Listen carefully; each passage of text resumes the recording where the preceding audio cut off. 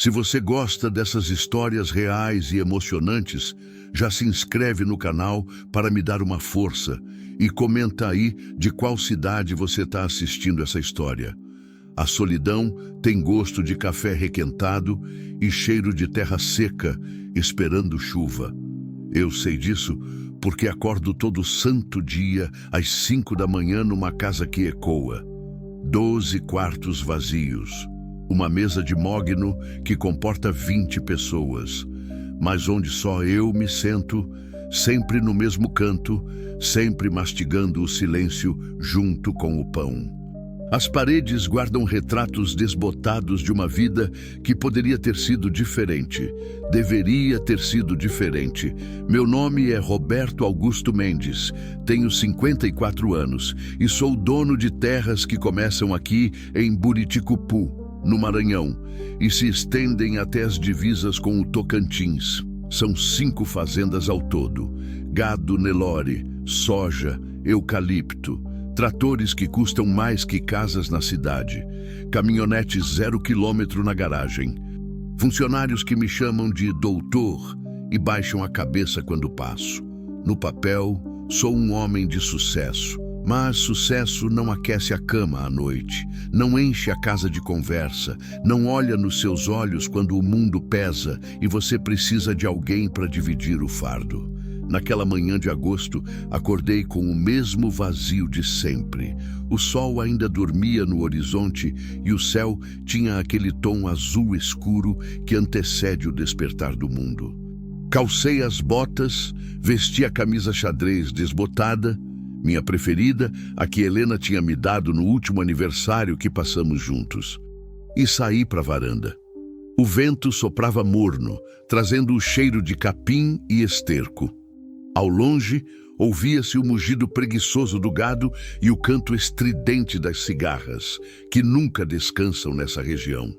A fazenda Santa Luzia, minha propriedade principal, se estendia diante de mim como um mar verde amarelado, ondulando suave com a brisa da madrugada. 17 anos. Fazia 17 anos que Helena tinha partido. Câncer no pâncreas, silencioso, traiçoeiro, implacável.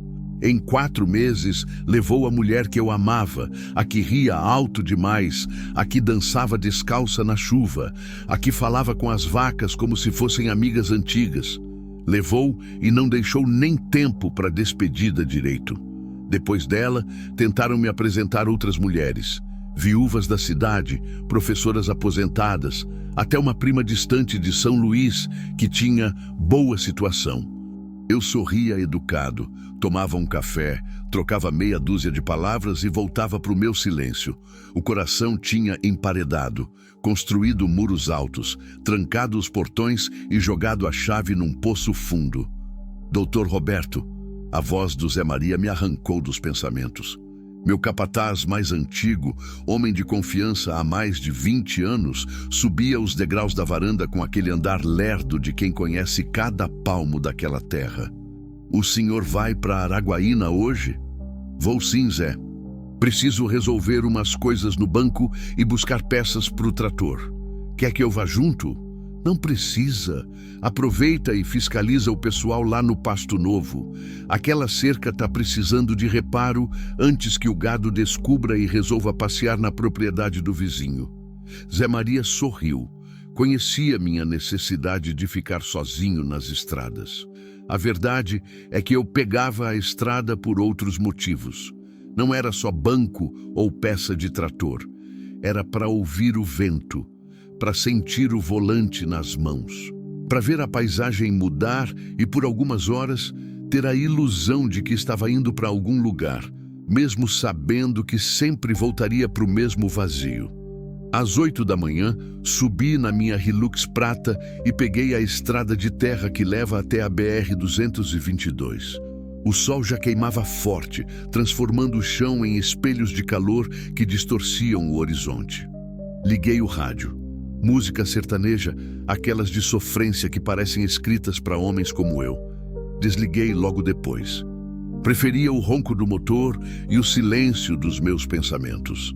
A BR-222 corta o Maranhão de ponta a ponta, uma ferida de asfalto rachado que liga cidades esquecidas, vilarejos que mal aparecem no mapa, vidas que acontecem devagar. Passei por Santa Luzia do Tide, por Buriticupu, segui em direção à Açailândia. A paisagem era sempre a mesma: pasto, cerca, algumas casinhas espalhadas, árvores retorcidas pelo sol implacável. Parei num posto para abastecer. O velho Sebastião, dono do lugar, me cumprimentou com aquele sorriso banguela de sempre. E aí, Dr. Roberto? Sozinho na estrada de novo? Como sempre, seu Sebastião. O senhor precisa arranjar uma companheira, moço. Homem sozinho é que nem planta sem água. Vai secando por dentro. Sorri sem responder. Paguei, comprei uma garrafa de água e segui viagem. A verdade que ninguém entende é que eu não queria qualquer companhia. Não era sobre ter alguém para lavar roupa ou fazer comida. Tinha empregada para isso. Era sobre ter alguém que olhasse para mim e enxergasse o homem por trás das terras. Alguém que me fizesse rir de bobagem. Alguém que fizesse a casa respirar de novo. Mas esse tipo de amor não se encontra em apresentações forçadas, nem em jantares combinados por amigos bem-intencionados. Helena tinha aparecido assim, do nada, numa feira de gado em Imperatriz. Nossos olhos se cruzaram por acaso, e algo dentro de mim soube, naquele instante, que minha vida tinha mudado para sempre. Será que isso acontece 2 vezes na vida de um homem? Já passava das 4 da tarde quando deixei a Açailândia para trás e peguei aquela estrada de terra que corta pelo meio do nada, um atalho que os caminhoneiros usam para evitar pedágio. O sol começava sua descida lenta, tingindo o céu de laranja e vermelho sangue. O calor diminuía, mas o ar continuava pesado, parado, como se o mundo inteiro estivesse segurando a respiração. Foi quando vi. No começo, achei que fosse um animal. Algo no meio da estrada, uma mancha escura contra o chão alaranjado. Diminuí a velocidade. O coração deu um pulo estranho no peito, como se pressentisse que nada mais seria igual depois daquele momento. Não era um animal, era uma pessoa, uma mulher, ajoelhada. Parei a caminhonete a uns 20 metros de distância, levantando uma nuvem de poeira vermelha que demorou a assentar. Desliguei o motor. O silêncio da tarde caiu como um peso. Só se ouvia as cigarras cantando nas árvores secas e, ao longe, o grito rouco de um urubu. Desci devagar, as botas afundando no chão macio de terra batida. E foi então que vi direito a cena que mudaria minha vida para sempre. A mulher era jovem, muito jovem. Não devia ter mais que 25 anos. Loira, magra, o vestido claro todo sujo de terra e rasgado na barra. As mãos estavam amarradas para trás com uma corda grossa, do tipo que se usa para prender gado. Ela tremia. O rosto virado para o chão, os cabelos caindo em mechas sujas sobre os ombros. E atrás dela, com uma expressão de ódio que gelou meu sangue, estava um homem. Alto, forte, com a camisa aberta e o rosto queimado de sol.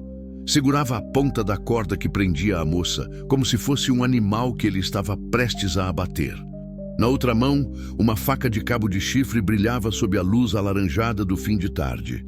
Nossos olhos se encontraram, e ali, naquele pedaço esquecido de estrada entre o Maranhão e o Tocantins, com o sol morrendo no horizonte e as cigarras cantando indiferentes, eu soube que tinha chegado numa encruzilhada. Podia dar ré, fingir que não tinha visto nada, seguir minha vida na fazenda, no silêncio seguro da minha solidão.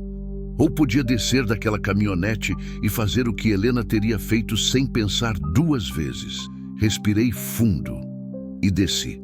Continue. Capítulo 2. O encontro na poeira. Meus passos afundavam na terra solta enquanto eu me aproximava. Cada batida do coração ecoava nos meus ouvidos, mais alto que o canto das cigarras. O suor escorria pelas costas, mas não era só por causa do calor. O homem me encarou com aqueles olhos injetados de raiva e algo pior: certeza. A certeza de quem acha que o mundo lhe deve obediência. Ele cuspiu no chão, ajustou o cabo da faca na mão e deu um passo à frente. Dá meia volta e esquece o que viu, velho. Minha voz saiu mais firme do que eu esperava. Solta ela! Ele soltou uma risada curta, sem humor. Isso aqui não é problema seu, fazendeiro. Volta pro seu carro e some antes que vire problema. Continuei andando. Devagar, mãos abertas na altura da cintura, mostrando que não estava armado. A moça levantou o rosto pela primeira vez. Os olhos dela eram verdes, enormes, inchados de tanto chorar. Havia um roxo feio na bochecha esquerda e um corte fino no lábio inferior, ainda sangrando. Por favor, ela sussurrou, a voz quebrada. Por favor, me ajuda. O homem puxou a corda com força, fazendo ela cambalear para frente, quase caindo de cara no chão. Cala essa boca! Algo dentro de mim se partiu naquele momento. Vi Helena, vi minha mãe, vi todas as mulheres que conheci na vida e todas as que nunca conheceria, mas que mereciam alguém que parasse por elas. Eu disse para soltar ela. Minha voz saiu baixa agora, mas carregada de algo que eu mesmo não reconheci. Não vou repetir. O homem estudou meu rosto, calculou. Eu tinha uns bons 10 centímetros a menos que ele, e ele era mais jovem, mais forte. Mas tinha algo nos meus olhos. Talvez a ausência completa de medo, porque homem que já perdeu tudo não tem mais nada a temer, que o fez hesitar. Você sabe quem é o noivo dela? Ele cuspiu as palavras. Sabe com quem está se metendo? Não sei e não me importa. Deveria. Ademar Figueiredo, dono de metade das terras entre aqui e Imperatriz. Meu cunhado.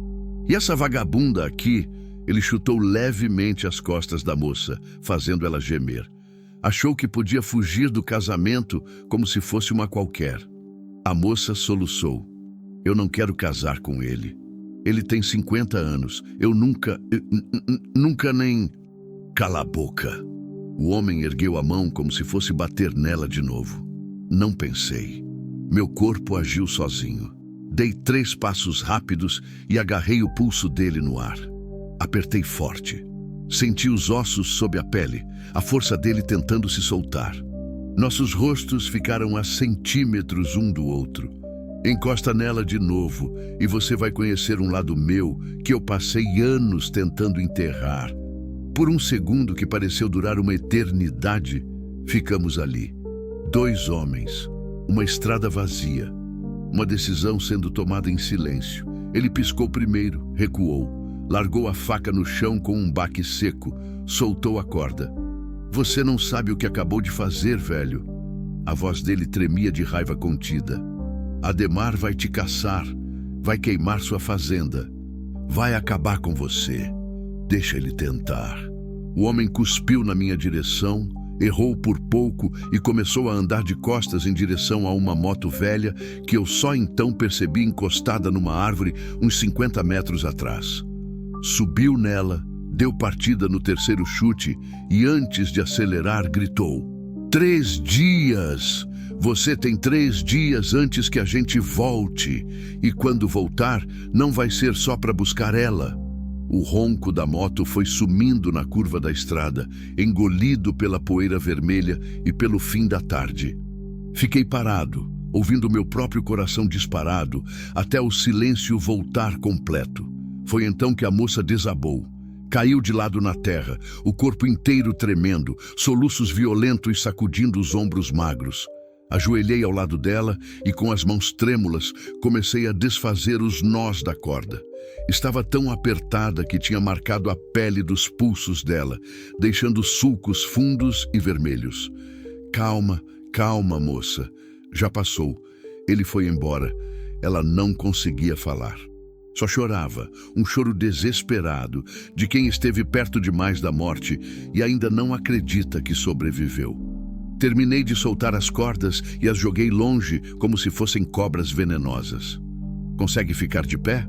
Ela tentou, mas as pernas não obedeceram. Desabou de novo. Sem pensar muito, passei um braço por baixo dos joelhos dela e outro pelas costas, e a levantei. Ela era leve. Leve demais. Parecia uma criança nos meus braços. Levei ela até a caminhonete e acomodei no banco do passageiro. Peguei uma garrafa de água do porta-luvas e ofereci. Ela bebeu com avidez, a água escorrendo pelos cantos da boca, misturando-se com as lágrimas e a terra do rosto. Sentei no banco do motorista, mas não liguei o carro ainda. Esperei. O sol já tocava o horizonte, uma bola de fogo derretendo no fim do mundo. Tínhamos talvez 1 hora de luz. Depois disso, aquela estrada se transformaria em breu absoluto. Como você se chama? Perguntei, a voz mais suave que consegui. Ela limpou o rosto com as costas da mão, deixando trilhas limpas na sujeira. Ana Clara. A voz saiu rouca, destruída de tanto gritar. Meu nome é Ana Clara. Eu sou Roberto Augusto. Fiz uma pausa. O que aconteceu, Ana Clara? Como você veio parar aqui? Ela fechou os olhos, respirou fundo algumas vezes, como se estivesse juntando forças para reviver o pesadelo. Eu tentei fugir, começou, a voz mal passando de um sussurro. Tentei fugir do casamento. Minha mãe vendeu minha virgindade pro Ademar Figueiredo por R$50 mil e um pedaço de terra. Disse que era para salvar a família da dívida, que eu tinha a obrigação de ajudar. Senti a raiva subir pela garganta. Apertei o volante até os nós dos dedos ficarem brancos. R$50 mil. Ela continuou, a voz embargada. Esse é o preço que eu valho. Esse é o preço da minha vida, do meu corpo, do meu futuro. R$50 mil para um homem que eu nunca vi, que tem idade para ser meu pai, que já enterrou 2 esposas e ninguém sabe bem como elas morreram. Ana Clara. Eu fugi ontem à noite. Peguei um ônibus até a Ceilândia. Achei que conseguiria chegar em São Luís, na casa da minha tia, mas eles me acharam. Aquele homem é o Jurandir, irmão do Ademar. Ele me pegou na rodoviária, me arrastou até a moto, me trouxe para cá, disse que ia me dar uma lição, que ia me marcar para eu nunca mais pensar em fugir. Ela tocou o corte no lábio, estremecendo. Ele ia... A voz falhou. Se você não tivesse aparecido... Não terminei a frase por ela. Não era necessário. Ambos sabíamos o que teria acontecido. Aquele pedaço de estrada teria se tornado um túmulo, mais um corpo de mulher que ninguém procuraria, mais uma notícia que não sairia nos jornais. Liguei o carro. O motor ronroncou, reconfortante na solidão daquela estrada. Para onde eu te levo, tem alguém que possa te abrigar? Ela balançou a cabeça desesperada. Não posso voltar para casa, minha mãe... Ela vai me entregar de novo. Ela precisa daquele dinheiro. E a minha tia, se eu aparecer lá, eles vão atrás dela também. Vão machucar ela por minha causa. E a polícia? Ana Clara soltou uma risada amarga, sem alegria. Polícia? O delegado de Açailândia joga truco com o Ademar todo sábado. A polícia não vai fazer nada. Eu sou só uma moça pobre. Ele é dono de terras. Quem você acha que eles vão acreditar? Ela tinha razão. Eu conhecia como as coisas funcionavam no interior. Dinheiro comprava silêncio e silêncio comprava impunidade. Fiquei em silêncio, pensando.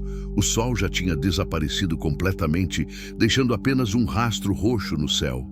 As primeiras estrelas começavam a piscar, tímidas.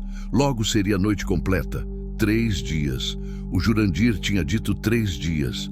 Olhei para Ana Clara. Ela me encarava com aqueles olhos verdes enormes, cheios de medo e de uma súplica muda que eu reconhecia bem. Era o mesmo olhar que Helena tinha me dado no hospital, quando soube que não havia mais nada a fazer. Um olhar que dizia, não me deixa sozinha. E foi nesse momento, com a noite caindo sobre a estrada vazia e o peso de uma decisão me esmagando o peito, que eu soube que tinha acabado de me meter no tipo de problema que não tem volta. Vem comigo, eu disse finalmente.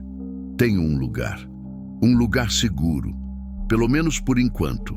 Você não me conhece, ela sussurrou. Por que está fazendo isso? Olhei para a estrada à frente, iluminada apenas pelos faróis da caminhonete. Porque alguém precisa. E porque pela primeira vez em 17 anos eu tinha uma razão para não voltar sozinho para casa. Continue. Capítulo 3. Refúgio no escuro. A estrada de terra se estendia à frente como uma ferida aberta no meio do nada. Os faróis da caminhonete cortavam a escuridão, revelando apenas alguns metros de chão batido, cerca velha e mato seco. O resto era breu absoluto. Ana Clara não disse mais nada. Ficou encolhida no banco do passageiro, abraçando o próprio corpo, tremendo mesmo com o calor que ainda irradiava da terra. Não era frio, era choque. O corpo dela estava processando o que tinha acontecido e o medo ainda mordia fundo. Dirigia em silêncio por quase 40 minutos, desviando de buracos que eu conhecia de cor, até chegar numa bifurcação que não aparecia em mapa nenhum. Virei à esquerda, entrando numa estradinha ainda mais precária, ladeada por pés de pequi retorcidos e cupinzeiros que pareciam sentinelas na escuridão. Onde a gente está indo? Ana Clara perguntou, a voz pequena. Um lugar que eu uso quando preciso ficar sozinho, longe de tudo. Ninguém sabe que existe, exceto o meu capataz, e ele não vai contar para ninguém. Era verdade. O Rancho do Silêncio, como eu chamava, era uma construção antiga que ficava nos fundos da minha propriedade mais isolada, a Fazenda Três Barras. Tinha sido casa de caseiro décadas atrás, antes de eu comprar aquelas terras. Quando reformei as outras estruturas, deixei aquele lugar intacto. Consertei o telhado, troquei as janelas, coloquei uma cama, um fogão a lenha, algumas panelas. Mantive o resto como estava. Era meu esconderijo, o lugar para onde eu fugia quando o peso da solidão ficava grande demais. Onde eu podia olhar para o céu estrelado, tomar cachaça direto da garrafa e conversar com Helena sem ninguém me achar louco. Nunca tinha levado outra pessoa lá. Depois de mais 20 minutos sacudindo pela estrada esburacada, os faróis iluminaram a construção baixa de tijolos à vista, meio escondida por uma paineira velha. O telhado de telha vermelha estava inteiro, e a porta de madeira, mesmo descascada pelo tempo, ainda era sólida. Estacionei ao lado. Desliguei o motor. O silêncio caiu como uma cortina pesada. Só se ouvia grilos, o farfalhar do vento nas folhas secas e, lá longe, o grito abafado de uma coruja. "Espera aqui", eu disse. Desci, peguei a lanterna que sempre deixava no porta-malas e abri a porta do rancho. Cheiro de terra, madeira velha e tempo parado. Acendi um lampião a gás que ficava sobre uma mesa tosca de madeira. A luz amarelada revelou o interior simples. Uma cama de solteiro com lençóis limpos, uma mesa com 2 cadeiras, um fogão a lenha no canto, prateleiras com latas de mantimento, arroz, feijão, café. Tinha até uma caixa térmica que eu mantinha abastecida com gelo e algumas garrafas de água. Voltei até a caminhonete. Ana Clara não tinha se mexido. Olhava para frente, vidrada em nada. "Vem, você precisa descansar." Ela desceu devagar, como se cada movimento doesse. Segurou meu braço com força quando pisou no chão de terra batida, as pernas ainda bambas. Eu a amparei até dentro do rancho e a ajudei a sentar numa das cadeiras. "Tem um banheiro lá nos fundos", eu disse, apontando para uma portinha no canto. "É simples, mas funciona. Tem água encanada de um poço. Quer tomar um banho? Eu posso esquentar água no fogão." Ela me olhou como se eu tivesse oferecido ouro. "Pode? Pode mesmo?" "Claro." Passei a meia hora seguinte acendendo o fogão a lenha, colocando água para ferver em 2 panelas grandes, preparando uma toalha limpa e uma camisa minha que serviria de camisola para ela. Quando levei tudo para o banheiro minúsculo, Ana Clara estava exatamente onde eu tinha deixado, imóvel, olhando para as próprias mãos. "Tá tudo pronto. Toma seu tempo. Não precisa ter pressa." Ela se levantou como se estivesse em transe, pegou a toalha e a camisa e entrou no banheiro. Ouvi a porta sendo trancada. Depois, o som da água caindo. Então, abafado pela parede fina, o som de choro. Um choro violento, reprimido, desesperado. Sentei na cadeira de frente para a porta, olhando para as próprias mãos. Estavam tremendo. Só agora, com a adrenalina baixando, eu começava a processar o que tinha acontecido. O que eu tinha feito. Em que eu tinha me metido. Ademar Figueiredo. Eu conhecia o nome. Todo mundo no Maranhão conhecia. Um dos coronéis modernos, daqueles que usavam terno, mas governavam com a mesma brutalidade dos antigos senhores de engenho. Fazendas, madeireiras, loteamentos, político nas horas vagas, conhecido por não aceitar desaforo, conhecido por fazer sumir quem atrapalhasse seus planos. E eu tinha acabado de atrapalhar um plano bem grande dele. 3 dias, o irmão tinha dito, 3 dias antes de virem atrás de mim. Deveria estar com medo. Deveria estar pensando em maneiras de voltar atrás, de entregar a moça, de salvar minha própria pele. Mas quando fechei os olhos, tudo que via era ela ajoelhada na estrada, as mãos amarradas, esperando pela morte. Não, não havia volta. Não para mim. Não depois que vi aquilo. Helena sempre dizia que eu tinha coração mole demais para um fazendeiro, que eu deveria ser mais duro, mais calculista. Mas foi esse coração mole que fez ela se apaixonar por mim naquela feira de gado, quando viu eu tratando um bezerro ferido com a mesma delicadeza que se trata um filho. Você é diferente dos outros, Roberto, ela tinha dito. Você ainda tem alma. Será que ainda tinha? Depois de 17 anos vivendo na casca, protegido pela solidão, será que ainda sobrava algo de humano dentro de mim? A porta do banheiro se abriu. Ana Clara saiu envolta em vapor, os cabelos loiros, escorrendo água pelos ombros, o rosto limpo, revelando uma beleza delicada que a sujeira e o medo tinham escondido. A camisa xadrez que eu tinha dado a ela ia até os joelhos, grande demais, as mangas cobrindo as mãos. Parecia uma criança vestida com roupa de adulto, mas os olhos não eram de criança, eram de alguém que tinha visto o inferno de perto. Obrigada, ela disse, a voz rouca. Fazia 2 dias que eu não tomava banho. Senta, vou fazer uma comida. Eu posso ajudar. Você vai sentar e descansar, não se discute. Ela obedeceu, se acomodando na cadeira com cuidado, como se cada movimento ainda doesse. Eu comecei a me mexer no fogão. Arroz, feijão, uns ovos que eu tinha trazido da última vez. Nada sofisticado, mas era comida quente e ela precisava disso. Enquanto cozinhava, ela falou. Devagar no começo, depois num jorro desesperado, como se precisasse botar para fora antes que o veneno a matasse por dentro. Contou sobre crescer em Buritirana, uma cidadezinha de 3.000 habitantes, onde todo mundo conhece todo mundo. Sobre o pai que morreu quando ela tinha 12 anos, esmagado por um trator na fazenda onde trabalhava. Sobre a mãe que nunca se recuperou direito, que começou a beber, a acumular dívidas, a afundar num poço sem fundo. Quando fiz 18 anos, Ana Clara disse, a voz embargada. Minha mãe começou a receber propostas. Homens mais velhos, viúvos, alguns casados querendo uma segunda família. Ela recusava, mas eu via nos olhos dela que estava considerando. A dívida tinha chegado em R$80 mil. Agiotas batendo na porta todo dia, ameaças, medo. Ela limpou uma lágrima que escorria. Aí apareceu o Ademar, rico, poderoso. Ofereceu pagar a dívida toda e ainda dar um pedaço de terra para minha mãe plantar. Em troca, queria casar comigo. Disse que precisava de uma esposa jovem, virgem, para dar a ele um herdeiro. As outras 2 tinham fracassado, morrido sem dar filho homem. Minha mão apertou o cabo da panela com força. Minha mãe aceitou sem me consultar, fez o acordo, recebeu o dinheiro, marcou o casamento. E quando eu disse que não ia aceitar, que não ia me vender, ela me bateu. Disse que eu era egoísta, que não pensava na família.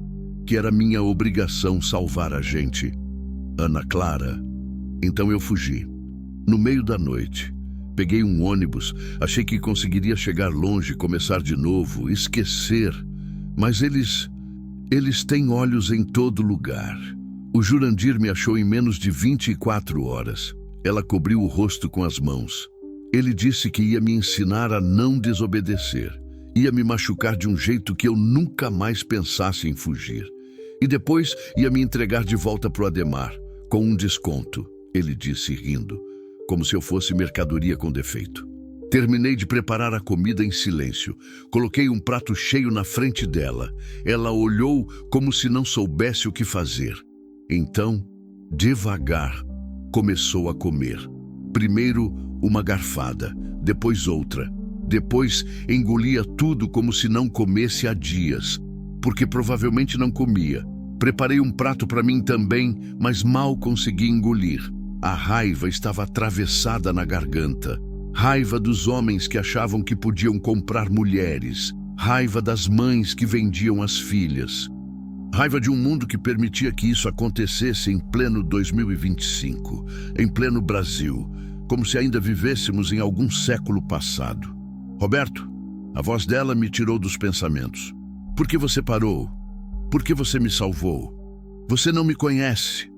Pode se meter em problemas por minha causa, problemas grandes.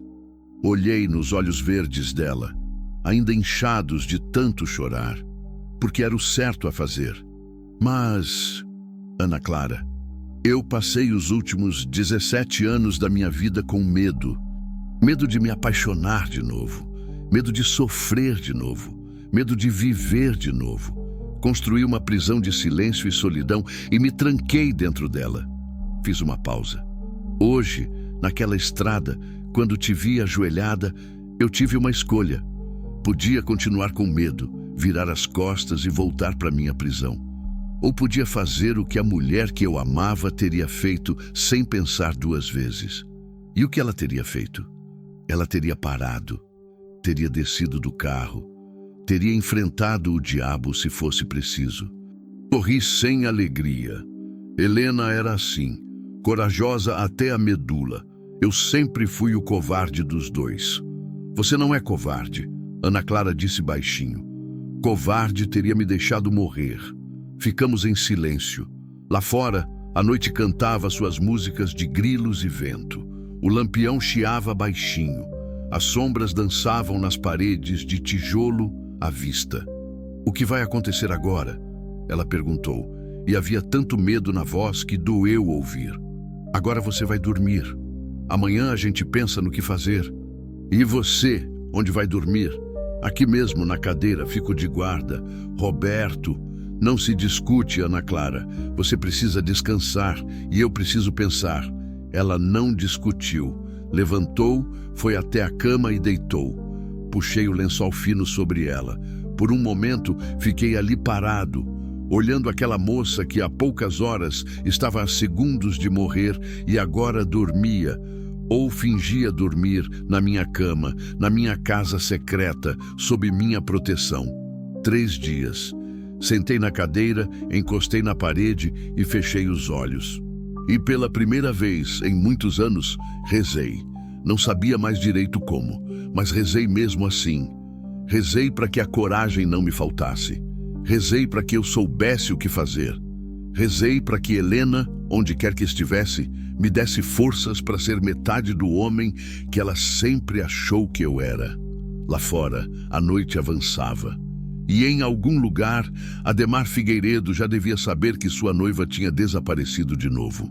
O relógio começava a contar. Continue, capítulo 4. Fantasmas ao amanhecer. Acordei com o pescoço duro e as costas doendo. A luz cinzenta da madrugada entrava pelas frestas da janela, trazendo junto o canto dos primeiros pássaros. Ainda era cedo, devia ser umas 5 e pouco. Ana Clara dormia profundamente encolhida na cama, o rosto finalmente relaxado. No sono parecia ainda mais jovem, indefesa, vulnerável. Levantei devagar, tentando não fazer barulho. Cada músculo do corpo reclamava. Não era mais um jovem de 20 anos que podia dormir sentado sem consequências. 54 anos pesam na coluna, especialmente depois de uma noite em claro numa cadeira de madeira. Saí para a varanda. O ar estava fresco, carregado com aquele cheiro de orvalho e terra molhada que sempre me acalmava. O céu começava a clarear no horizonte, tingindo de rosa e laranja as poucas nuvens espalhadas.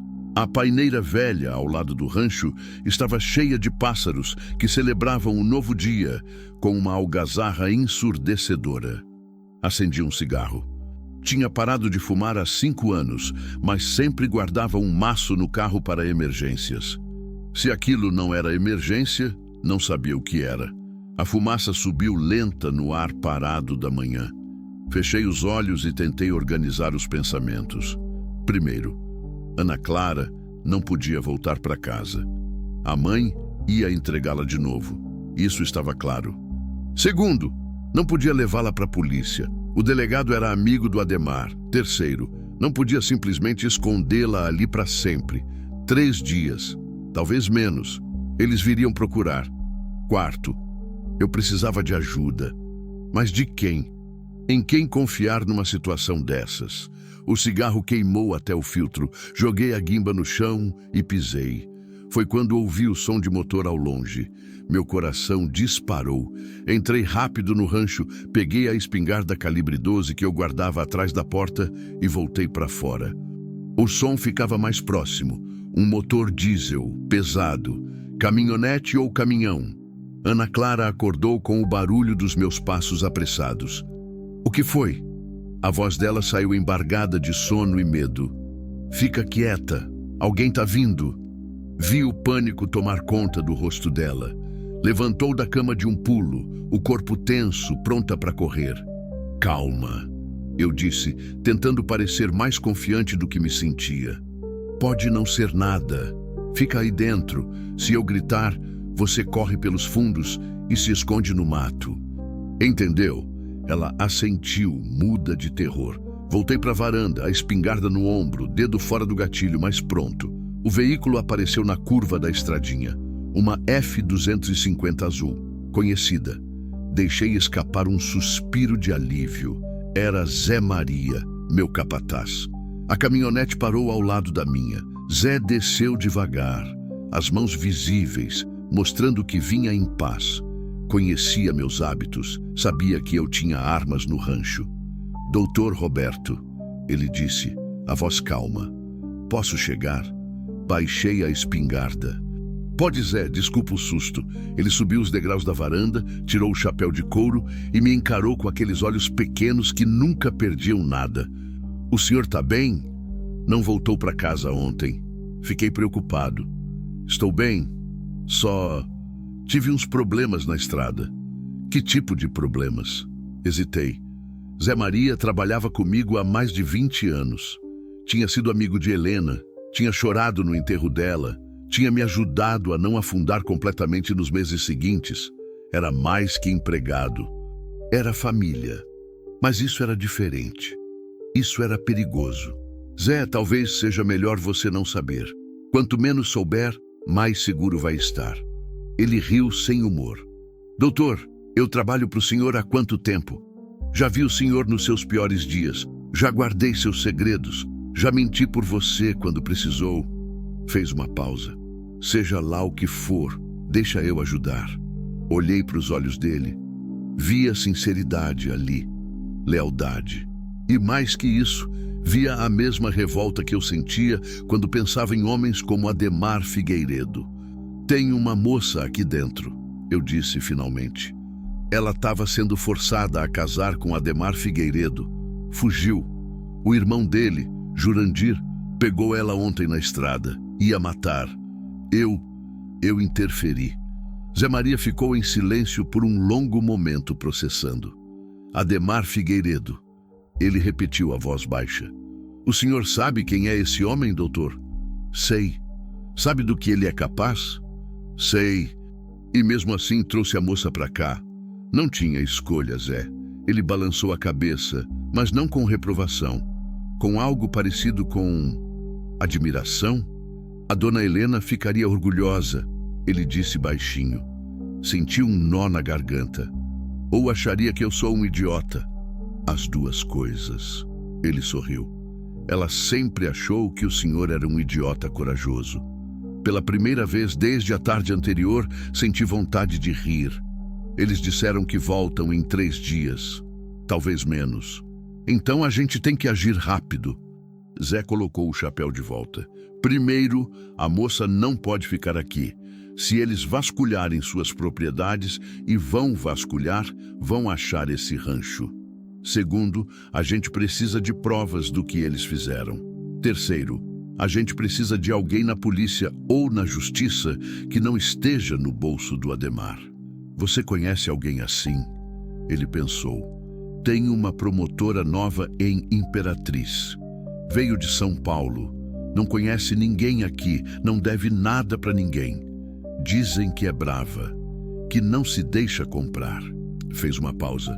Doutora Beatriz Salgado, se alguém pode ajudar, é ela. Como conseguimos falar com ela? Deixa comigo. Tenho um primo que trabalha no fórum. Ele consegue um telefone, um jeito de chegar nela. A porta do rancho se abriu devagar. Ana Clara apareceu, ainda vestindo minha camisa grande, os olhos arregalados fixos no Zé Maria. Ele é de confiança? Ela perguntou, a voz trêmula. É, eu disse. Pode confiar nele tanto quanto confia em mim. Zé Maria tirou o chapéu de novo, numa demonstração antiga de respeito. José Maria dos Santos, senhorita, mas pode me chamar de Zé. E fique tranquila. Quem mexe com o doutor Roberto, mexe comigo também. Ana Clara relaxou um pouco. Saiu para a varanda, abraçando o próprio corpo contra a friagem da manhã. Obrigada, ela disse. Obrigada a vocês dois. Eu não sei como vou pagar isso. Não vai pagar nada. Zé disse firme. Tem coisas nesse mundo que a gente faz porque é certo, não porque espera pagamento. Ficamos ali os 3, na varanda do rancho, enquanto o sol terminava de nascer e pintava o céu de dourado. 3 pessoas que um dia antes não imaginavam estar juntas, agora unidas por uma decisão que mudaria todas as nossas vidas. Zé, eu disse, você falou que ela não pode ficar aqui. Tem algum lugar em mente? Ele coçou a barba rala, pensando. Tem. Minha irmã, a dona Neuza, mora numa chácara perto de Carolina, perto da divisa com o Tocantins. Lugar isolado, discreto. Ela é viúva, mora sozinha com 2 cachorros bravos. Se eu pedir, ela acolhe a menina sem fazer pergunta. É longe?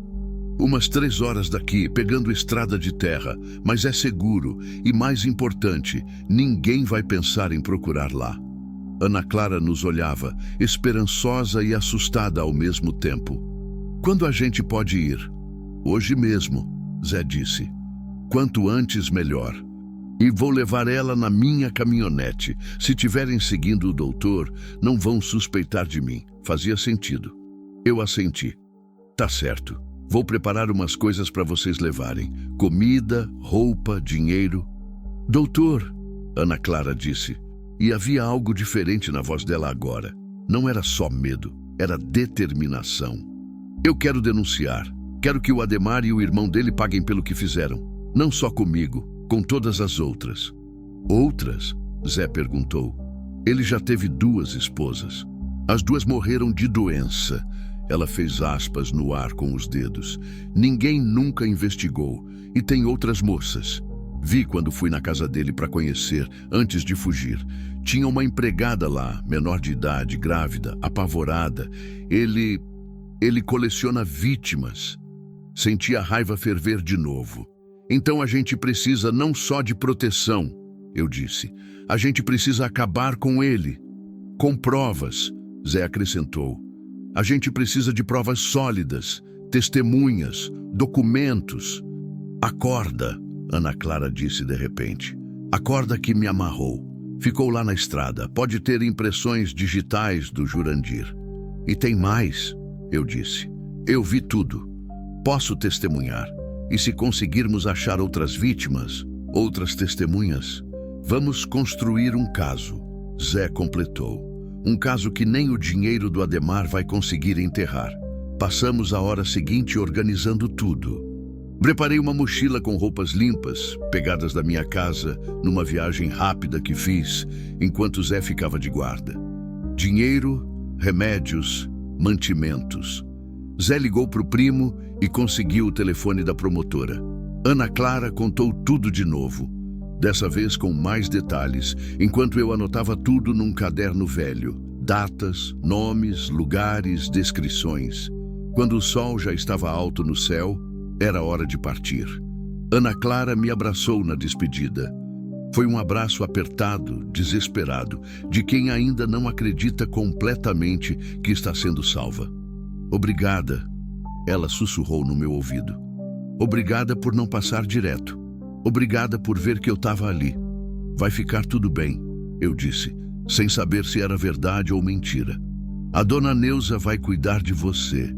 E a gente vai resolver isso, prometo. Ela entrou na caminhonete do Zé.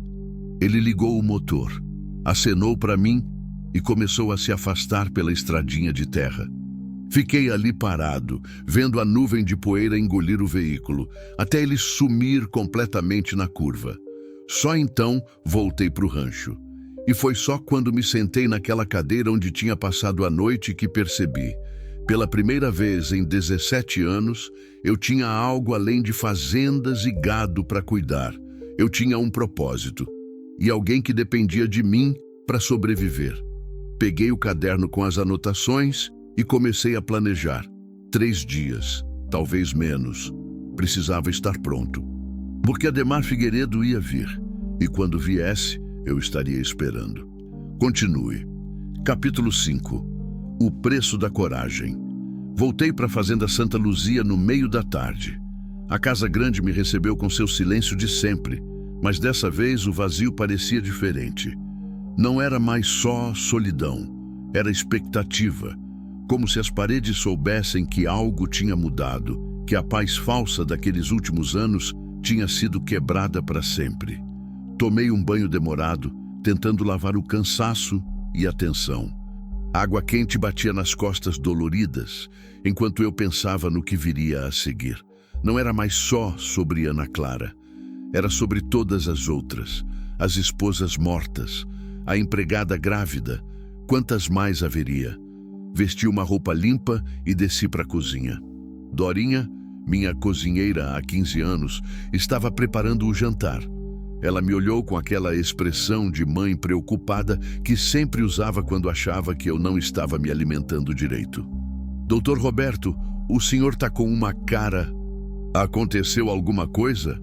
Só cansaço, Dorinha. Viagem longa. Ela não pareceu convencida, mas não insistiu. Me serviu um prato de arroz com pequi, galinha caipira e farofa. Sentei na mesa grande, sozinho como sempre, mas dessa vez mal consegui comer. A comida descia com dificuldade. A mente não parava. O telefone tocou. Atendi no 3º toque. Alô? Doutor Roberto? Era Zé Maria. Chegamos bem. A dona Neuza recebeu a menina de braços abertos. Ela está segura. Senti um alívio enorme. Ótimo, Zé, ótimo. E tem mais. Consegui falar com a doutora Beatriz, a promotora.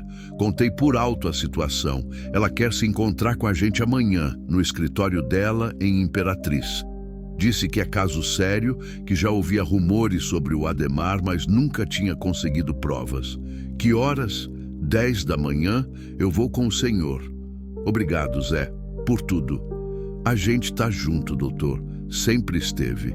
Desliguei o telefone com o coração um pouco mais leve. Tínhamos um plano. Tínhamos uma aliada. Talvez, só talvez, isso desse certo. Foi quando ouvi o barulho de motores do lado de fora. Vários motores. Fui até a janela da sala e senti o estômago revirar. 3 caminhonetes pretas, vidros escuros, estavam estacionando em frente à casa. Não eram carros da região, eram carros de cidade caros, intimidadores. Dorinha apareceu na porta da cozinha, os olhos arregalados. Doutor, tem gente chegando. Vai pro seu quarto, Dorinha. Tranca a porta. Não sai de lá até eu chamar. Mas, doutor, vai. Ela obedeceu, correndo escada acima. Ouvi a porta do quarto dela bater. Respirei fundo. Abri a gaveta da escrivaninha na sala e peguei o revólver calibre 38 que guardava ali. Enfiei na cintura, coberto pela camisa. Não pretendia usar, mas queria a opção.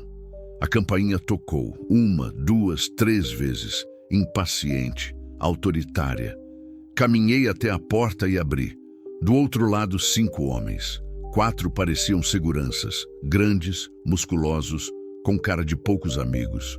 E no meio deles, o que claramente era o chefe, Ademar Figueiredo. Tinha uns 60 anos, mas aparentava ser bem cuidado. Cabelo grisalho penteado para trás com gel, terno cinza claro, sapatos sociais reluzentes. Rosto curtido pelo sol, mas suavizado por tratamentos estéticos. Mãos com anéis de ouro. Relógio que provavelmente custava mais que um carro popular. Mas eram os olhos que assustavam. Frios, calculistas, vazios de qualquer empatia. Olhos de quem estava acostumado a conseguir tudo o que queria, não importava o custo. Roberto Augusto Mendes, a voz era educada demais, controlada demais. Sou eu. Prazer. Ademar Figueiredo. Ele estendeu a mão. Não apertei. Um músculo no maxilar dele se contraiu. O único sinal de irritação. Posso entrar? Tenho um assunto a tratar com o senhor. Prefiro conversar aqui mesmo. Como quiser. Ele sorriu, mas não havia calor naquele sorriso. Estou procurando uma pessoa. Uma jovem. Loira, magra, 23 anos. Minha noiva, para ser mais preciso. Ela fugiu há 2 dias e tenho informações de que o senhor pode saber algo sobre o paradeiro dela. Informações de quem? De meu cunhado, Jurandir. Ele a encontrou ontem na estrada perto de Açailândia. Diz que um fazendeiro num carro prata interferiu, ameaçou ele e levou a moça. Os olhos frios me estudaram. O senhor tem um Hilux prata, não tem? Tenho. Assim como metade dos fazendeiros do Maranhão. Verdade. Ele deu um passo mais perto. Mas quantos desses fazendeiros estavam naquela estrada específica, naquele horário específico? Segurei o olhar dele sem pestanejar. Não sei do que o senhor está falando. Ontem eu fui até Araguaína resolver assuntos no banco, voltei direto para casa. Não vi moça nenhuma. Interessante. Ele tirou o celular do bolso, mexeu na tela e me mostrou. Era uma foto de mim, na estrada, descendo da caminhonete. A foto estava distante, granulada, mas era inconfundível. Meu cunhado tinha uma câmera na moto, acionamento automático. Ela tira fotos quando detecta movimento. Sorte dele, não? Meu sangue gelou, mas mantive a expressão neutra. Isso prova que eu estava na estrada. Não prova mais nada. Não se faça de idiota, Roberto. Posso te chamar de Roberto? Ele guardou o celular. Você interferiu em algo que não te diz respeito. Levou o que é meu. E agora vai me dizer onde ela está, ou as coisas vão ficar muito desagradáveis para você. Ela não é sua. Ninguém é dono de ninguém. Ele riu. Foi uma risada curta, seca, desagradável. Que lindo! Um fazendeiro filósofo. A voz ficou mais dura. Eu paguei 80 mil reais por aquela moça. 80 mil. A mãe dela aceitou, assinou um contrato, recebeu o dinheiro. A mercadoria é minha e eu quero de volta. Mercadoria? Não consegui segurar a raiva. O senhor está falando de uma pessoa, uma mulher, um ser humano. Estou falando de propriedade. Ele cuspiu a palavra. E de um investimento que não vou perder por causa de um velho sentimental que resolveu bancar o herói. Sai da minha propriedade, agora! Os 4 seguranças deram um passo à frente, automático, sincronizado, ameaçador. Ademar ergueu a mão, parando eles. Calma, rapazes, ainda estamos conversando civilizadamente. Ele voltou os olhos para mim. Roberto, você parece ser um homem inteligente, bem-sucedido, com muito a perder. Então vou te fazer uma proposta. Você me diz onde está a Ana Clara. Eu vou lá, busco o que é meu e nunca mais incomodo você. A gente esquece que isso aconteceu. Vida que segue. E se eu não disser? Então eu vou ter que tomar medidas. E acredite, você não vai gostar das minhas medidas. Ele fez uma pausa, deixando as palavras pesarem. Tenho amigos, Roberto. Amigos na polícia, na justiça, na política. Posso tornar sua vida um inferno, embargar suas fazendas, inventar dívidas, criar processos, fazer seu CPF virar um pesadelo, ou... Ele sorriu de novo, aquele sorriso de cobra.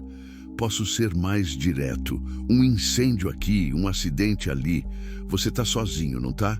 Viúvo, sem filhos. Quem vai chorar por você se algo acontecer? A ameaça era clara, cristalina. Minha mão se moveu instintivamente para a cintura, para onde o revólver estava escondido. Ademar percebeu. Os seguranças também. Todos ficaram tensos. Eu não faria isso. Ademar disse baixinho. Você pode até me acertar. Mas meus homens vão te transformar em peneira antes que caia no chão. E aí, quem vai proteger a sua cozinheira que está escondida lá em cima? A Dorinha, não é? 58 anos, viúva, mora aqui há 15 anos.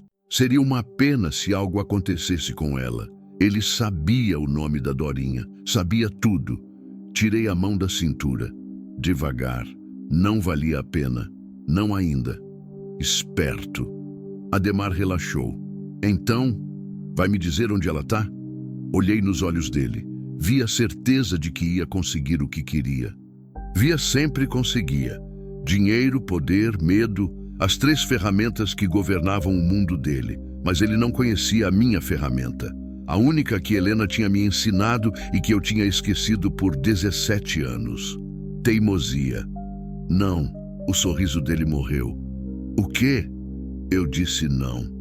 Não vou te dizer onde ela tá. Não vou entregar ela para você. E pode fazer o que quiser comigo. Pode queimar minhas fazendas, pode me matar, pode destruir minha vida. Mas você não vai encostar um dedo naquela moça. Não enquanto eu tiver ar nos pulmões. Silêncio. Ademar me encarou como se estivesse vendo um bicho estranho, como se não conseguisse processar que alguém tinha dito não para ele. Você vai se arrepender disso, ele disse, a voz baixa, perigosa. Vai se arrepender muito, talvez. Mas vou dormir de consciência limpa. Ele deu um passo para trás, ajeitou o paletó, voltou a compor a máscara de civilidade, mas os olhos continuavam gelados. 3 dias, Roberto. 3 dias para você reconsiderar e trazer a moça de volta para mim. Depois disso, ele fez um gesto vago com a mão.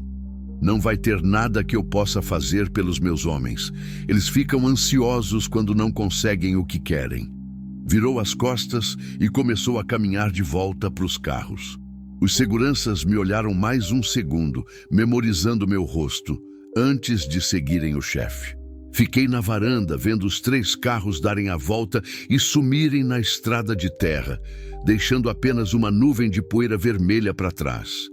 Só quando o som dos motores desapareceu completamente é que minhas pernas fraquejaram.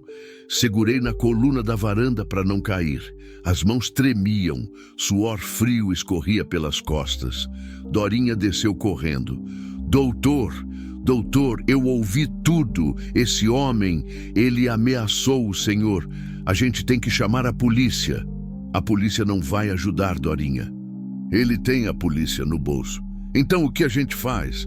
Olhei para a estrada vazia, para o pôr do sol começando a tingir o céu de vermelho. A gente luta, eu disse. A gente se prepara e a gente luta. Porque agora eu sabia, não tinha mais volta.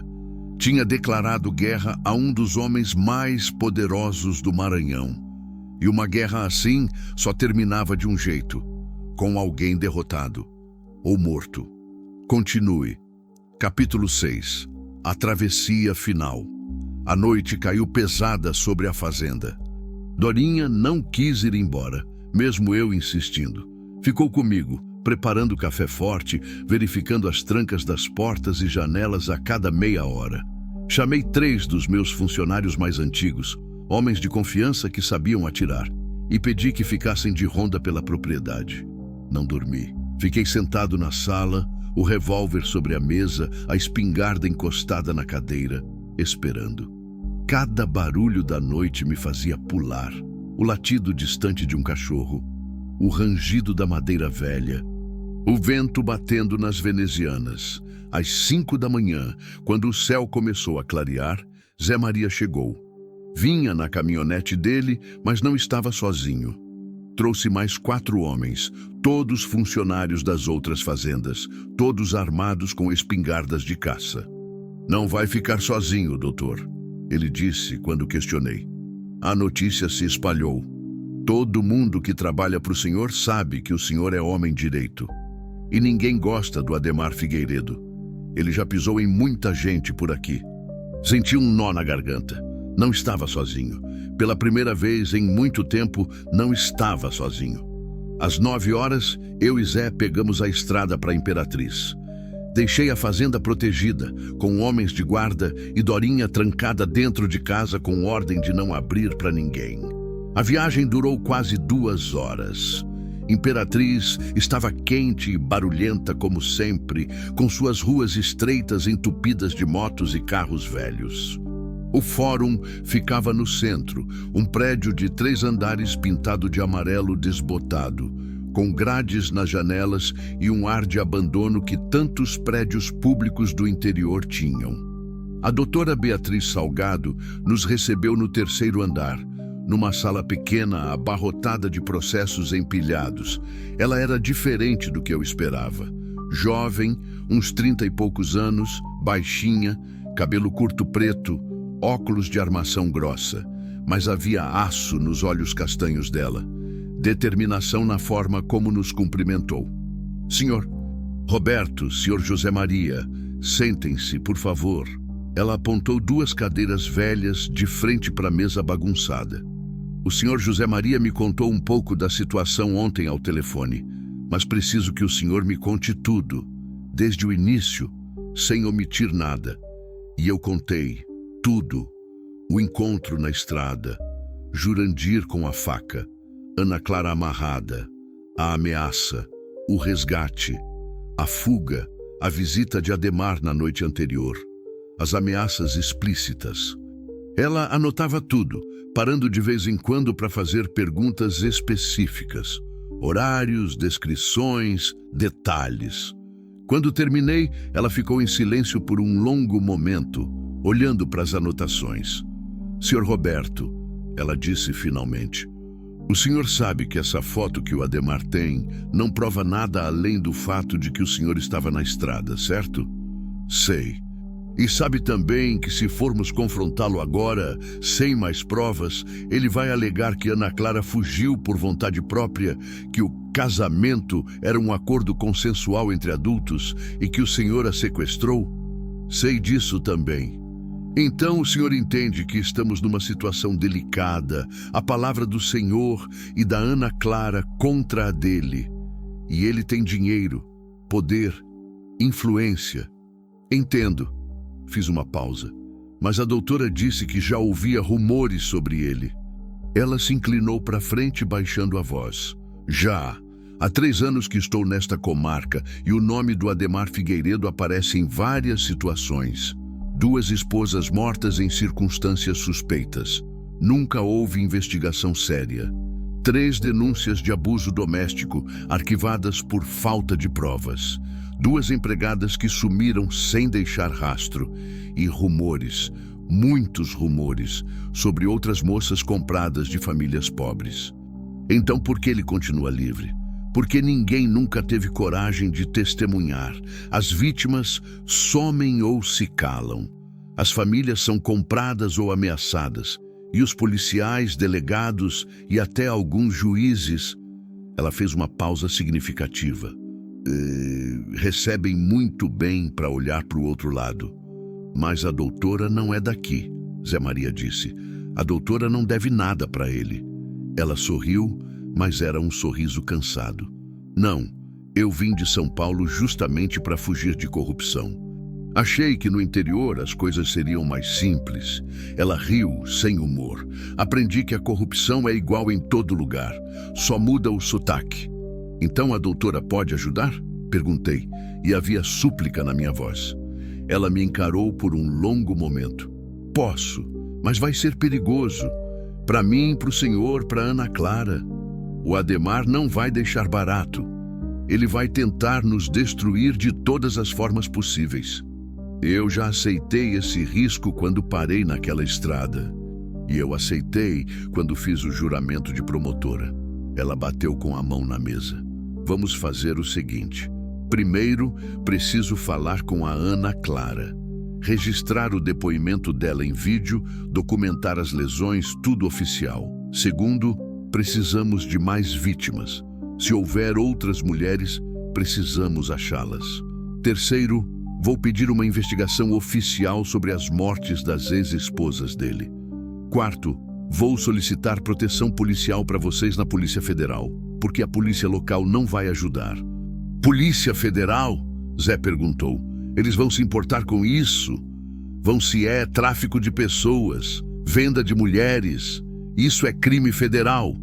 Ela abriu um sorriso duro. E é assim que vamos enquadrar o senhor Ademar Figueiredo. Não como um fazendeiro poderoso, mas como um traficante de seres humanos. Senti esperança pela primeira vez em dias. Quando podemos trazer Ana Clara? Hoje mesmo, se possível. Quanto antes registrarmos o depoimento, melhor. E senhor...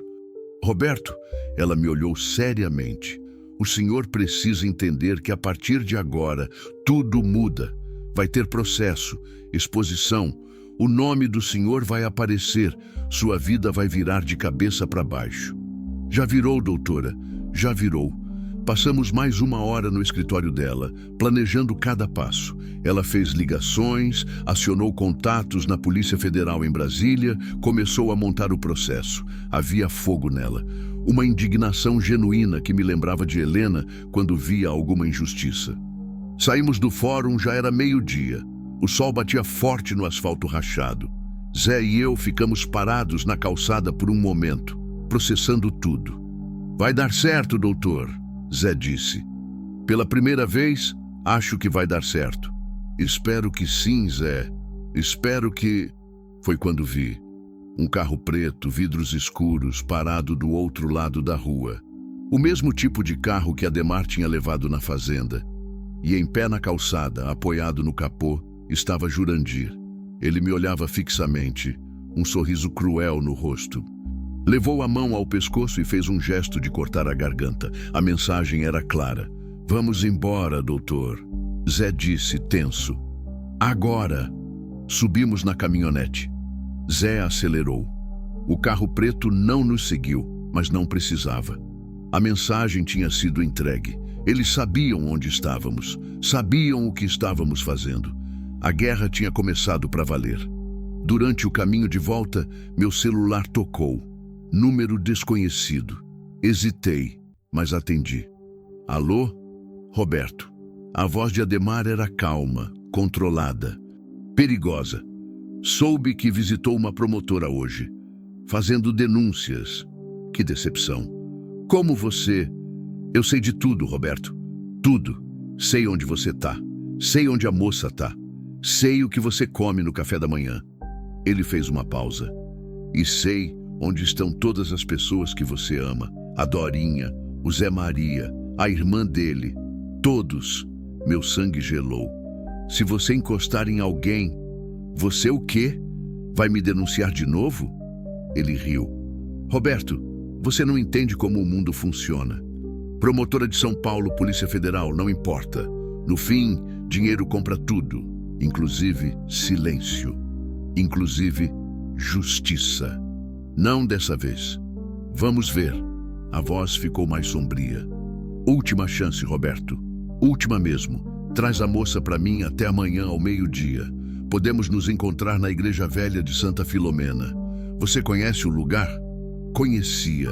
Era uma igreja abandonada no meio do nada, entre a Sailândia e Imperatriz. Perfeito para uma emboscada. E se eu levar ela, você garante que vai nos deixar em paz? Dou-me a palavra. A palavra de um homem que compra mulheres não vale nada. Silêncio do outro lado. Então tá decidido. Amanhã, meio-dia, com ou sem a moça, você vai estar lá. E vamos resolver isso de uma vez por todas. Do meu jeito. Ele desligou. Zé me olhou, o rosto tenso. O que ele disse? Contei. Zé ficou pálido. É uma armadilha, doutor. Ele vai te matar. Eu sei. Então não vai. Tenho que ir, Zé. Se eu não for, ele vai atrás de vocês. Da Dorinha, da sua irmã, da Ana Clara. Não posso deixar isso acontecer. Então não vai sozinho. A gente vai com você. Eu e os outros, armados. Olhei para os olhos dele. Vi lealdade ali. Vi coragem. Vi amizade.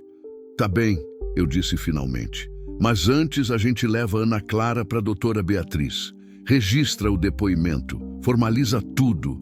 Se algo acontecer comigo amanhã, pelo menos ela tem as provas. Tem como continuar a luta. Nada vai acontecer com o senhor, doutor. Não enquanto eu tiver ar nos pulmões. Eram as mesmas palavras que eu tinha dito para Ademar sobre Ana Clara. E pela primeira vez, entendi o que Helena sempre tentou me ensinar. Que família não é só sangue. É quem fica. É quem luta ao seu lado. É quem não te abandona quando o mundo desaba. Chegamos na chácara da dona Neuza quando o sol começava a descer. Ana Clara correu para o meu encontro assim que descemos do carro. Me abraçou forte, chorando. Roberto, eu estava com tanto medo. Achei que tinha acontecido algo. Tá tudo bem, menti. Tá tudo bem. Mas preciso que você seja forte agora. Preciso que você vá com a gente para a Imperatriz, para o fórum e conte sua história para a promotora. Oficialmente. Pode fazer isso? Ela limpou as lágrimas, assentiu. Posso, vou fazer por mim e por todas as outras. E ali, naquele fim de tarde dourado, com o som dos grilos começando e o cheiro de terra molhada chegando com a promessa de chuva, eu soube que tinha tomado a decisão certa. Mesmo que me custasse tudo, mesmo que me custasse a vida, porque algumas batalhas precisam ser lutadas, não porque temos certeza que vamos vencer, mas porque não lutar seria perder a alma. E minha alma, aquela que Helena tinha amado, aquela que eu achei que tinha morrido com ela, tinha finalmente acordado. Na estrada de volta para a Imperatriz, com Ana Clara ao meu lado e Zé Maria ao volante, olhei pelo retrovisor. O céu estava vermelho sangue, como na tarde em que tudo começou. E pensei, amanhã, ao meio-dia, na Igreja Velha de Santa Filomena, tudo se resolveria, de um jeito ou de outro. Continue. Capítulo 7. Redenção no silêncio. O depoimento de Ana Clara durou quase 3 horas. A doutora Beatriz foi meticulosa. Filmou tudo. Fotografou cada hematoma, cada marca no pulso onde a corda tinha mordido a pele. Ana Clara chorou várias vezes, mas não parou. Contou sobre a venda, sobre o Ademar, sobre as ameaças.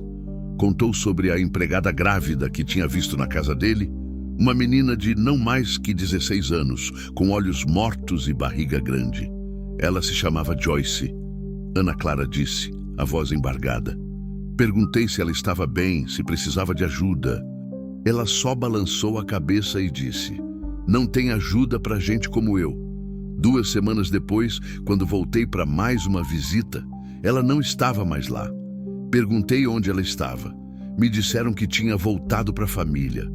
A doutora Beatriz anotava tudo, o rosto cada vez mais duro. Quando terminamos, já eram quase 10 da noite. A promotora nos acompanhou até a porta do fórum. Isso é suficiente, ela disse. Com esse depoimento posso pedir uma investigação completa. Já acionei meus contatos na Polícia Federal. Amanhã de manhã um agente deve chegar de Brasília. Vamos coordenar uma operação. Amanhã ao meio-dia, eu disse. Ademar me quer na Igreja Velha de Santa Filomena. Ela me olhou, alarmada. O senhor não vai. Vou, mas não sozinho. E a Polícia Federal precisa estar por perto. Se ele confessar algo, se fizer qualquer coisa, vocês precisam estar lá para prender ele. Senhor Roberto, isso é perigoso demais. Doutora, Ele não vai parar. Vai continuar caçando. Ana Clara, eu, as pessoas que trabalham comigo. A única forma de terminar isso é confrontando ele. Com provas, com testemunhas, com a lei. Ela ficou em silêncio, pensando. Tá bem, vou coordenar com a federal, mas o senhor usa um colete à prova de balas e leva um gravador. Tudo o que ele disser precisa ficar registrado. Combinado. Voltamos para a chácara da dona Neuza. Ana Clara ficaria escondida lá mais uma noite, sob proteção. Zé Maria e eu voltaríamos no dia seguinte cedo com os homens para o confronto final.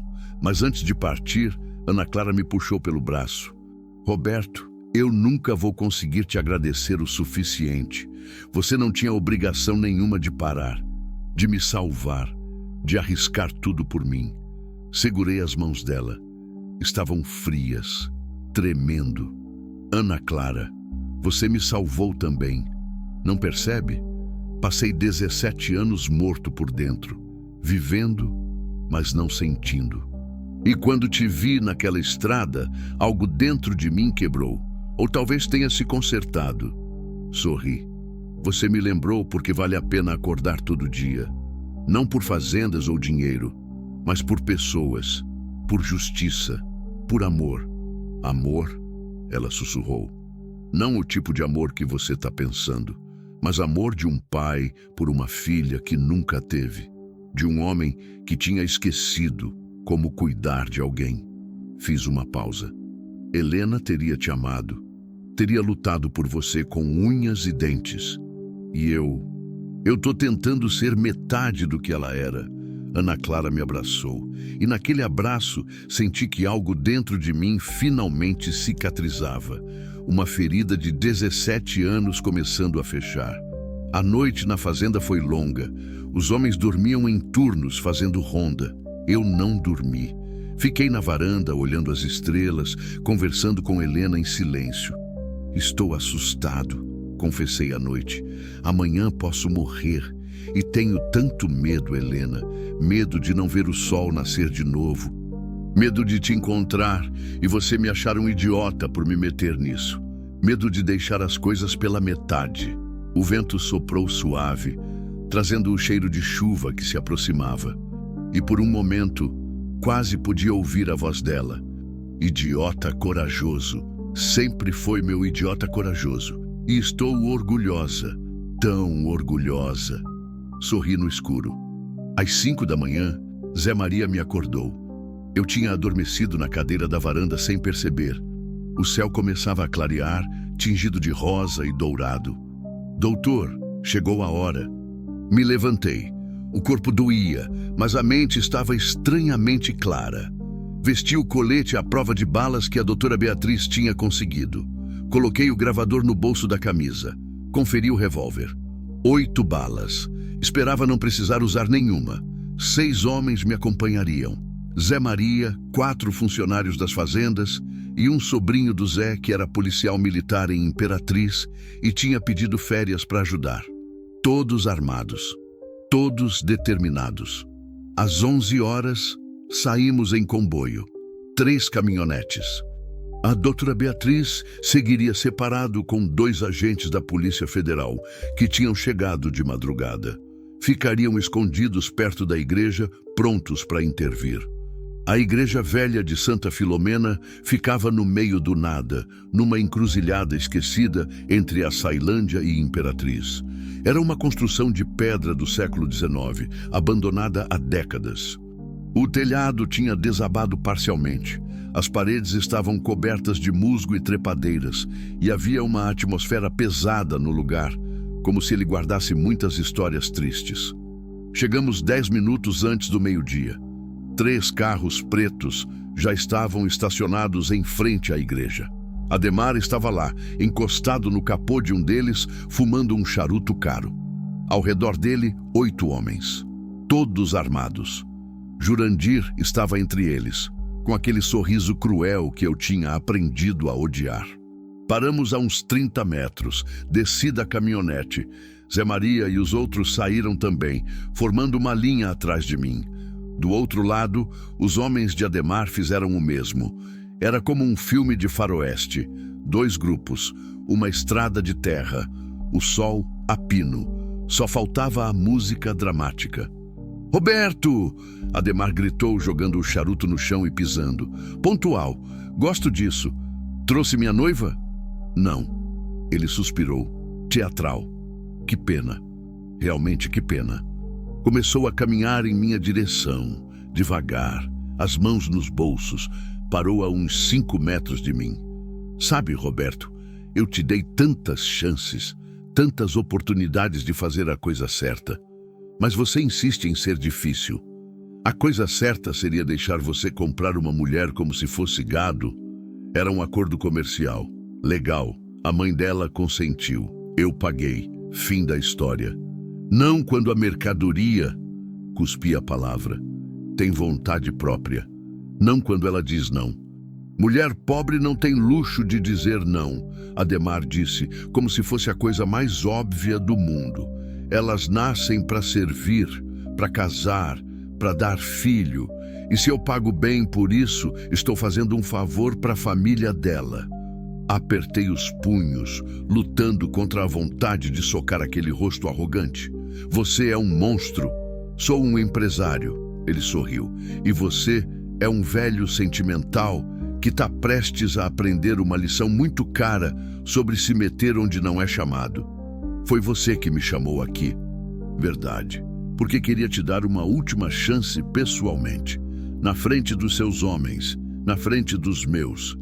Queria que todos vissem você recusar e soubessem que o que vai acontecer depois foi culpa sua. O que vai acontecer depois? Ele deu de ombros. Acidentes, incêndios, você desaparecendo, seus funcionários tendo problemas, a moça sendo encontrada e trazida de volta para mim. Ele se aproximou mais, baixando a voz. E dessa vez, Roberto, vou ter certeza de que ela nunca mais vai querer fugir. Vou quebrar ela de um jeito que nunca mais vai ter vontade de desobedecer. A raiva explodiu dentro de mim. Você não vai encostar nela, nunca mais. E quem vai me impedir? Você? Ele riu. Você e seus fazendeiros de meia tigela?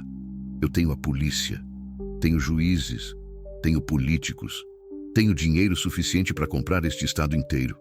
Mas não tem algo que eu tenho. E o que seria? Provas. Ele parou de rir. O quê?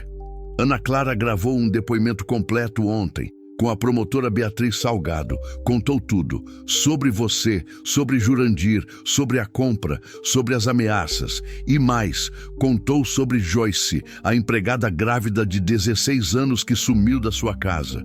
E sobre suas 2 esposas mortas, em circunstâncias suspeitas. O rosto dele empalideceu. Você está blefando. Não estou. E neste exato momento, olhei para o relógio. Agentes da Polícia Federal estão obtendo mandados de busca e apreensão para suas propriedades. Vão revirar tudo. Documentos, contratos. Vão achar outras vítimas. Vão desenterrar seus segredos, Ademar. Todos eles. Ele ficou imóvel. Os olhos dele, antes tão seguros, agora mostravam algo novo. Medo. Você não sabe com quem está mexendo. Sei exatamente. Com um covarde que se esconde atrás de dinheiro e poder porque, no fundo, não passa de um homem pequeno, patético, que só se sente grande quando está esmagando os fracos. Jurandir deu um passo à frente, a mão indo para o revólver na cintura. Deixa eu matar esse velho, mano. Deixa eu acabar com... Polícia Federal! Larguem as armas! A voz ecoou potente, amplificada por um megafone. Das árvores ao redor da igreja surgiram agentes federais. 10, 15 deles. Coletes à prova de balas. Fuzis. Cercando o lugar completamente. A doutora Beatriz saiu de trás de uma das caminhonetes da Polícia Federal, um sorriso duro no rosto. Ademar Figueiredo, o senhor está preso por tráfico de pessoas, cárcere privado, ameaça, formação de quadrilha e suspeita de homicídio. Ela fez um gesto e 2 agentes se aproximaram. Tem o direito de permanecer calado.